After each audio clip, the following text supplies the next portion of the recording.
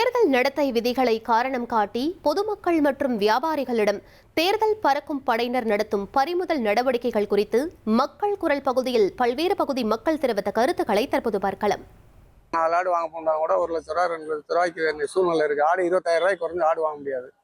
இந்த சாதாரண ஒரு ஆடு ஒரு திருவிழாவுக்கு ஆடு வாங்க போனாலும் கூட இந்த பறக்கு மாடை பிடிச்சிக்கிட்டு 50,000 கொண்டு வரான்னு பிடிக்கிறாங்க. இதெல்லாம் மாபெரும் அரசியல் எவ்வளவோ பணங்கள் கோடிக்கணக்கில் கொண்டு வராங்க, அதெல்லாம் விட்டுறாங்க. சாதாரண சிம்பிளா ஒரு திருவிழாவுக்காக ஒரு ஆட்டுக்குட்டி வாங்க போனாலும் கூட அந்த காசு 50 ரூபா இருந்தாலும் எடுத்துக்கிறாங்க. இதெல்லாம் தேர்தல் ஆணையம் இதெல்லாம் கொஞ்சம் அதிகமா பண்றாங்க. இதெல்லாம் விவசாயிகள் ஏழை மக்கள் இவங்களுக்கு தான் பாதிப்பு ஏற்பட ஒழிஞ்சு இது ஒன்றும் பெரிதானது கிடையாது. பிஸ்னஸ் பண்ணானு இப்போ நாங்களாம் ஒரு நாளைக்கு 2 லட்சம் 3 லட்சம் அக்கௌண்ட்டில் பணம் கட்டணும். பணம் எடுத்துகிட்டு போகும்போது என்ன பண்ணுறாங்க, மறிச்சிடுறாங்க. திரும்ப உரிய ஆவணம் கேட்குறாங்க. ஆவணத்தை காட்டினாலும் நீங்கள் தாலுகா ஆஃபீஸுக்கு வாங்க, அங்கே முறையாக ஆவணத்தை காட்டிட்டு வாங்கிட்டு போகணும்னு சொல்கிறாங்க.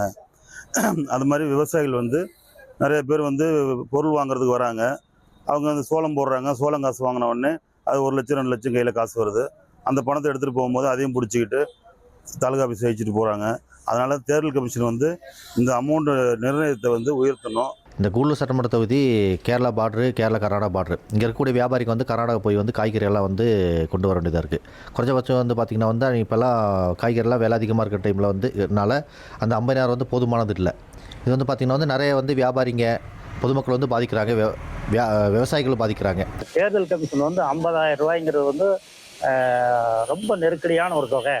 இன்றைக்கி 1 லட்ச ரூபா வரலும் இன்றைக்கி சாதாரண ஒரு சந்தைக்கு கொண்டு போகிற பொதுமக்கள் 2 ஆடு, ஒரு கோழி 4 கோழி கொண்டு போனாங்க கூட இன்றைக்கி 1 லட்ச ரூபா ஆயிடுது. அப்படி இருக்கிற பட்சத்தில் இதே எப்படி தேர்தல் கமிஷன் ஒரு 50,000 ரூபாய் நிர்ணயிச்சாங்கன்னு தெரிய மாட்டேங்குது. 50,000 ரூபாய்க்கு மேலே எடுத்துகிட்டு போனால் தேர்தல் பறக்கும் படையை அவங்க பிடிக்கிறாங்க. இதனால் பாதிக்கப்படுறது என்னென்னா, ஒரு நாளைக்கு டீ கடையில் வியாபாரம் ஆகிறது 50,000 வியாபாரம் பண்ணுறாங்க. அவங்கள பொருள் வாங்கவோ பொருள் விற்கவோ எடுத்து போகிற பணத்தை பறிமுதல் பண்ணால் அவங்க தொழிலாளர்கள் பாதிக்கப்படுறாங்க. இதனால் நிறையா விவசாயிகள் தொழிலாளர்கள் நிறைய பேர் பாதிக்கப்படுறாங்க. இதை குறைஞ்சபட்சம் சாதாரணமாக பார்த்தா ஒரு ஆள் 5 லட்சம் வரைக்கும் எடுத்துன்னு போகலாம்னு அறிவிக்கணும்னு தாழ்மையான வேண்டுகோள். மக்கள் குரல் பகுதியில் பல்வேறு பகுதி மக்கள் தெரிவித்த கருத்துக்களை நாம் பார்த்தோம். 1,27,00,000 மனங்களை வென்ற தந்தி டிவி யூடியூப் சேனல். தவிர்க்க முடியாத தம்ப்நெயில்ஸ், கலக்கலான கான்டென்ட்ஸ். நீங்களும் இந்த குடும்பத்தில் இணைய இப்பவே சப்ஸ்கிரைப் பண்ணுங்க. அசுரபலம் கொண்ட எங்கள் டிஜிட்டல் கரங்களில் உங்கள் விளம்பரங்களை சேர்க்க வாட்ஸ்அப் பண்ணுங்க.